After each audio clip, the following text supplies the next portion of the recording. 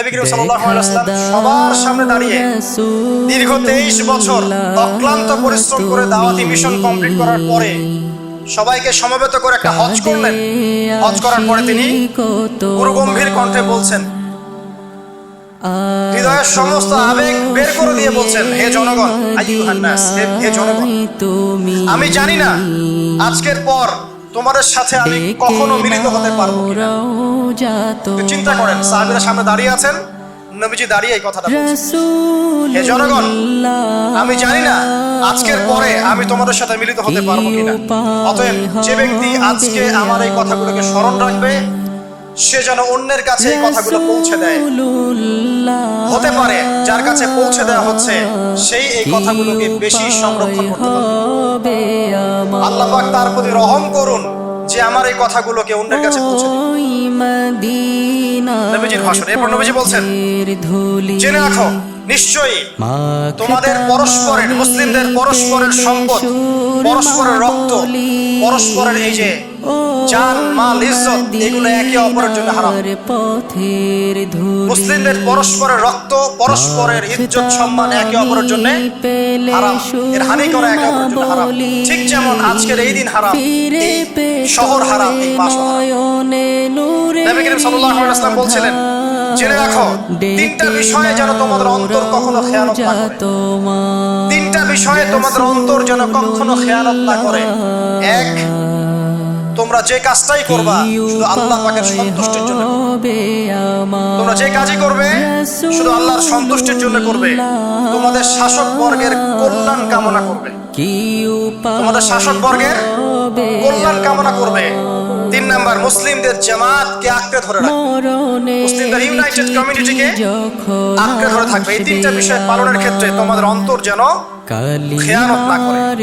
এদিন সূর্য ঢলে যাওয়ার পরে নবী সাল্লাল্লাহু আলাইহি ওয়াসাল্লাম আরো বললেন, শুনে রাখো হে মানব জাতি, এটা ভালো করে শুনেন, শুনে রাখো হে মানব জাতি, নিশ্চয়ই আমি মুহাম্মদ সাল্লাল্লাহু আলাইহি ওয়াসাল্লাম জাহেলি যুগের যত কুপ্রথা আছে সমস্ত কুপ্রথাকে আমার পায়ের তলে পিষ্ট করে গেলাম।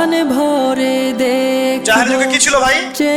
শিরক ছিল, সুদ ছিল, মাদক ছিল, নারীর অবমাননা ছিল, কন্যা সন্তানকে দাফন করা হতো, রক্তক্ষয়ী হানাহানি মারামারি কাটাকাটি ছিল। এগুলো সবকিছুকে আমি আমার পায়ের তলে দাফন করে গেলাম। এটা কি দাফন হয়েছে? তিনি বলছেন, নিশ্চয়ই আমি জাহেলি যুগের সুদকে আমার পায়ের তলে পিষ্ট করে যাচ্ছি। সর্বপ্রথম যার সুদ আমি পিষ্ট করছি তিনি হচ্ছেন আব্বাস ইবনে আব্দুল মুত্তালিব, আমার চাচার সুদ। নিজের পরিবার থেকে দৃষ্টান্ত স্থাপন করলেন।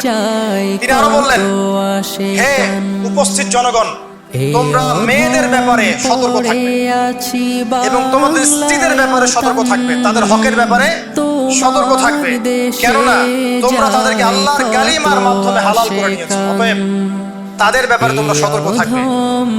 তোমাদের উপর তাদের হক হচ্ছে তোমরা যা খাবে, যা পরবে, তাদেরকেও তাই খাওয়াবে, তাই পরাবে। আর তাদের উপর তোমাদের হক হচ্ছে তারা তোমাদের বিছানায় এমন কাউকে আসতে দিবে না যাদেরকে তোমরা অপছন্দ করো। নবী করিম সাল্লাল্লাহু আলাইহি ওয়াসাল্লাম আরো বলছেন, এই দিন আইয়ুহান নাস, হে মানব জাতি, তারাকতু ফিকুম আমরাইন, জেনে রাখো আমি তোমাদের সামনে মাত্র দুটো বস্তু ছেড়ে গেলাম। কয়টা বস্তু? লান তাদিল্লু মা তামাসসাকতু বিহিমা, তোমরা কোনোদিন পথভ্রষ্ট হবে না যতদিন এই দুটো বস্তুকে আঁকড়ে ধরে থাকবে। কিতাব আল্লাহ, আল্লাহর কিতাব, ওয়া সুন্নাতে নবীহি, এবং তার নবীর সুন্নাহ।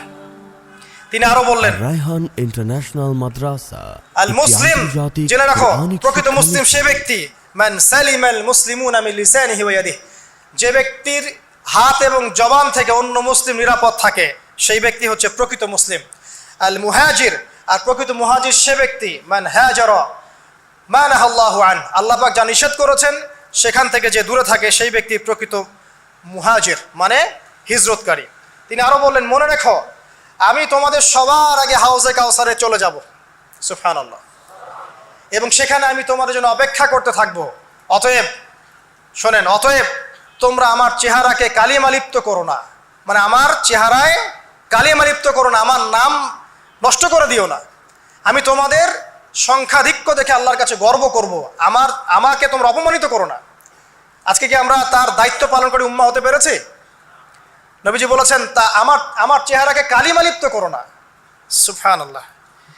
তিনি বলছেন ওই সময় কিছু মানুষ থেকে আমি মুক্ত হয়ে যাব, আর কিছু মানুষ আমার থেকে মুক্ত হয়ে যাবে। বলা হলো কারা ইয়া রাসূলুল্লাহ?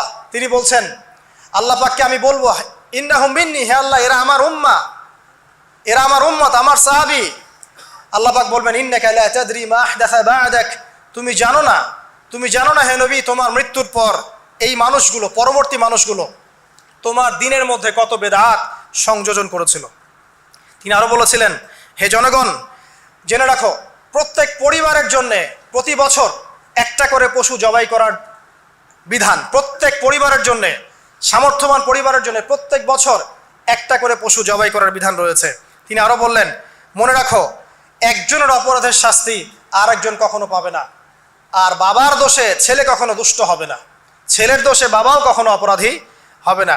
তিনি আরো বললেন জেনে রাখো হে মানব জাতি, নিশ্চয়ই শয়তান এই বিষয় থেকে নিরাশ হয়ে গেছে যে তোমরা শয়তানের ইবাদত করবে। শয়তান নিরাশ হয়ে গেছে, কিন্তু শয়তান নিরাশ হয়নি একটা বিষয় থেকে, যে তোমরা একে অপরে হানাহানি, কাটাকাটি, ফিতনা, ফাসাদে ব্যস্ত থাকবে, যেমনটা এখন আমরা করছি। আমরা কিন্তু সরাসরি কখনো শয়তানের ইবাদত করছি না, করছি, কিন্তু মুসলিমরা এখন পরস্পরে হানাহানি, কাটাকাটি, ফাসাদে লিপ্ত আছে। তিনি আরো বললেন যে একজন মুসলিমের জন্য হালাল নয় অন্য মুসলিমের সম্পদ আত্মসাৎ করা, যতক্ষণ না সে স্বেচ্ছায় খুশি মনে তোমাকে সম্পদ প্রদান করে। অতএব তোমরা একে অপরের প্রতি জুলুম করবে না। তিনি আরো বললেন সাবধান, আমার ইন্তেকালের পরে তোমরা একে অপরের গর্দান উড়িয়ে কাফের হয়ে যেও না। সাবধান, আমার ইন্তেকালের পর তোমরা একে অপরের গর্দান উড়িয়ে কাফের হয়ে যেও না। তিনি আরো বলেছেন একজন মুসলিম আরেকজন মুসলিমকে গালি দিতে পারে না। যদি একজন মুসলিম আরেকজন মুসলিমকে গালি দেয় এটা হচ্ছে ফাসিকি, এবং একজন মুসলিম যদি আরেকজন মুসলিমের সাথে যুদ্ধ করে এটা হবে এক প্রকার কুফরি। তিনি আরো বলেছেন হে জনগণ জেনে রাখো আমার পরে কোনো নবী নেই, আর আমার পরে তোমরা ব্যতীত আর কোনো উম্মত নেই। এর চেয়ে স্পষ্ট কথা হতে পারে? আমার পরে কোনো নবী নেই আর আমার পরে তোমরা ছাড়া কোনো উম্মত নেই। তাহলে আমরা যখন নতুন নতুন নবী বানিয়ে নিচ্ছি, কোনো কোনো ক্ষেত্রে বলছি একজন ব্যক্তি ছিলেন সে নিজে ঈসাও ছিল, সে মাহদিও ছিল, সে নবীও ছিল, নাউযুবিল্লাহ। এবং দিন দিন মানুষ এই খাতায় নাম লিখাচ্ছে। সুবহানাল্লাহ। সর্বশেষ তিনি বললেন যে যদি তোমাদের উপরে, হে মানব জাতি জেনে রাখো, যদি তোমাদের উপরে একটা নাক কাটা কালো কুৎসিত কোনো আমির বা শাসকও চলে আসেন এবং সে যদি তোমাদেরকে আল্লাহর রাস্তায়, আল্লাহর কিতাব সুন্নাহ অনুযায়ী পরিচালিত করেন, তোমরা অবশ্যই তার আনুগত্য করবে, তার বিরুদ্ধে বিদ্রোহ করবে না, তার আনুগত্য করবে। জেনে রাখো, শেষে তিনি বলেন জেনে রাখো হে মানব জাতি, আজকে থেকে কুল্লুকুম মিন আদম, তোমরা সবাই আদম সন্তান, ওয়া আদামু মিন তুরাব, আর আদম হচ্ছে মাটির সন্তান। আরবের উপর অনারবের, অনারবের উপর আরবের, সাদার উপর কালোর, কালোর উপর সাদার, লালের উপর কালোর অথবা কালোর উপর লালের কোনো রকম প্রাধান্য নাই। ইল্লা তাকওয়া, শুধু তাকওয়া ব্যতীত। যে ব্যক্তি বেশি মুত্তাকি সে আল্লাহর কাছে বেশি মর্যাদার অধিকারী হবে ইনশাআল্লাহ তাআলা। সর্বশেষ তিনি আঙ্গুলটা উঁচু করলেন, নিজের শাহাদাত আঙ্গুলি উঁচু করে আকাশের দিকে তাকালেন, এরপর জনগণের দিকে তাকালেন, তাকিয়ে বললেন যে তোমাদের ব্যাপারে, হে জনগণ তোমাদের ব্যাপারে আমাকে আল্লাহ জিজ্ঞাসা করবেন, ফামা আনতুম কাইলুন, তোমরা ওই সময় কি বলবে আমার সম্পর্কে? তখন সাহাবীরা বললেন আমরা বলবো যে আপনি বাল্লাগতা রিসালাতাক, আপনি আপনার রিসালাত পৌঁছে দিয়েছেন, ওয়াজ্জা আমানাতাক, আপনার আমানত পূর্ণ করেছেন, ওয়া নাসাহতা উম্মাতাক, এবং আপনি আপনার উম্মতকে নসিহত করেছেন। সুবহানাল্লাহ। এরপরে তিনি আকাশের দিকে তাকিয়ে বললেন আল্লাহুম্মা ফাশহাদ, হে আল্লাহ আপনি সাক্ষী থাকেন, আল্লাহুম্মা ফাশহাদ, হে আল্লাহ আপনি সাক্ষী থাকেন, আল্লাহুম্মা ফাশহাদ, হে আল্লাহ আপনি সাক্ষী থাকেন যে আমি আমার দায়িত্ব পৌঁছে দিয়েছি। এরপরে নাজিল হলো আল ইয়াউমা আকমালতু লাকুম দীনাকুম ওয়া আতমামতু আলাইকুম নি'মাতি ওয়া রাদিতু লাকুমুল ইসলামা দীনান। এই হলো বিদায় হজ, আজকের এই আরাফার প্রেক্ষাপট। আমরা কতজন এটা নিয়ে চিন্তা করেছি? 1 মিনিট একটু বলে শেষ করি। দেখেন, শেষ ওসিয়ত যেগুলো হয় মানুষের, এটা খুব হৃদয় বিদারক হয় না? বাবা ইন্তেকাল করছেন, সন্তানের জন্য ওসিয়ত করে যাচ্ছেন, মাকে দেখিস ইত্যাদি ইত্যাদি, হৃদয় বিদারক হয় না? মানুষ সারা জীবন মনে রাখে না? বাট আমরা আমাদের এই ন্যাশন, এই উম্মাহ, নবী সাল্লাল্লাহু আলাইহি ওয়াসাল্লামের উম্মাহ বলে আমরা যারা দাবি করছি, আমাদের মধ্যে বেশিরভাগ মানুষ নবী সাল্লাল্লাহু আলাইহি ওয়াসাল্লামের শেষ এই নসিহতগুলো ভুলে গেছি আমরা। নসিহতগুলোর মধ্যে সবচেয়ে ইম্পর্টেন্ট ছিল শিরক থেকে দূরে থাকা, সুদ থেকে দূরে থাকা, মুসলিম ভেদাভেদ না করা, শাসকের কল্যাণ কামনা করা, বিদ্রোহ না করে শাসককে উত্তম নসিহত করা।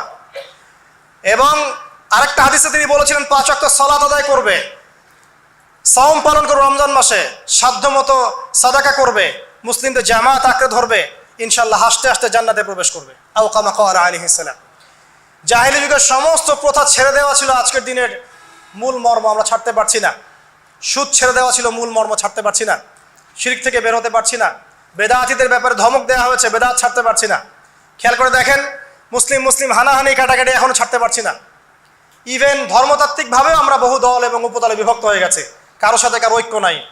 সব মিলিয়ে নবী সাল্লাল্লাহু আলাইহি ওয়াসাল্লামের শেষ ওসিয়তগুলো, কিতাব এবং সুন্নাহ আঁকড়ে ধরা, এটা আমরা সবাই আঁকড়ে ধরতে পারছি না।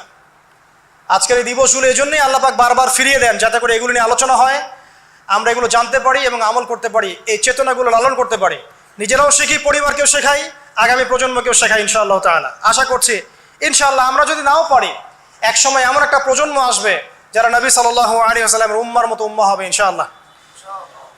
অতএব প্রিয় দিনী ভাইয়েরা, আসুন আজকের দিন জুমার দিন, আমরা এই দিনে ইবাদতগুলো বাড়িয়ে দেই, আরাফা, সাওম এবং দোয়া, জিকির আজগারগুলো বাড়িয়ে দেই, একই সাথে আসন্ন কোরবানির প্রস্তুতি গ্রহণ করি, এবং আজকের দিনে আরাফার এই দিনে হাজিদের সাথে আমরাও শরীক হয়ে আল্লাহর কাছে বলি যে আল্লাহু আকবার, লা ইলাহা ইল্লাল্লাহ, আল্লাহু আকবার ওয়ালিল্লাহিল হামদ। এবং নবী করিম সাল্লাল্লাহু আলাইহি ওয়াসাল্লাম রেখে যাওয়া এই যে শেষ বাক্যগুলো, এগুলো সবার কাছে পৌঁছে দেই। যে ব্যক্তি পৌঁছাবে তার উপর আল্লাহ পাক রহম করবে ইনশাআল্লাহ। এবং নিজেরা আমল করার চেষ্টা করি। আল্লাহ পাক আমাদের সবাইকে নবী করিম সাল্লাল্লাহু আলাইহি ওয়াসাল্লামের আদর্শ উম্মাহ হওয়ার তৌফিক এনায়েত করুন, আমিন। আমাদের ব্যক্তি, পরিবার, সমাজ, রাষ্ট্র, শাসক সবাইকে আল্লাহ